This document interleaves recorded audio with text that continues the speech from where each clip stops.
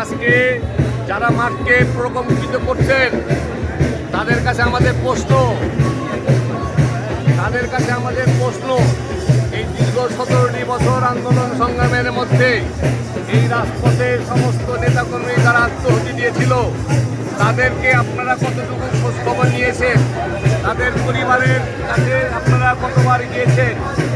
আমরা মনে করি বাংলাদেশ জাতীয়তাবাদী দলের এই তৃণমূল পর্যায়ের প্রতিটি নেতাকর্মী আজকে যারা নমিনেশন পেয়ে বাধ্যবাধকতা নিয়ে মাঠে নেমেছেন, তারা অতীতে যে ভুল করেছেন সেটার প্রতি ক্ষমা সুন্দরভাবে দৃষ্টি নিয়ে মনোভাব নিয়ে যারা আজকে আমার এই রাজনীতি দল করতে গিয়ে এই দেশের স্বৈরাচার বিরোধী আন্দোলন করতে গিয়ে মাঠে যারা রাজপথে রক্তাক্ত হয়েছিলেন, যারা জীবন দিয়েছেন, যারা জীবন বাজি রেখে আন্দোলন সংগ্রাম করতে গিয়ে আহত হয়েছেন, মাননীয় এমপি ক্যান্ডিডেট যারা আছেন তাদের কাছে আমাদের সবিনয় অনুরোধ, আপনারা প্রত্যেকটি এইসব আহত এবং নিহত যারা হয়েছেন তাদের পরিবারের খোঁজখবর রাখেন।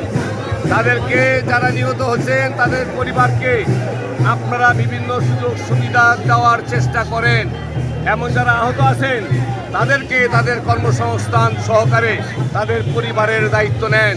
ইনশাল্লাহ বাংলাদেশ জাতীয়তাবাদী দলের প্রতিটি নেতাকর্মী দেশনায়ক তারেক রহমানকে তাদের আত্মার মধ্যে থেকে নিবিড়ভাবে ভালোবাসেন।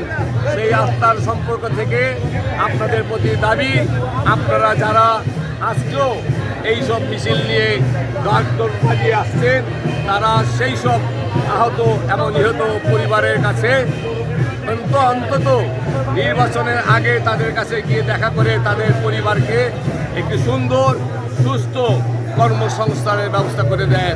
আপনাদের কথা, আপনাদের ব্যথা আমরা জানি, আমরা বুঝি।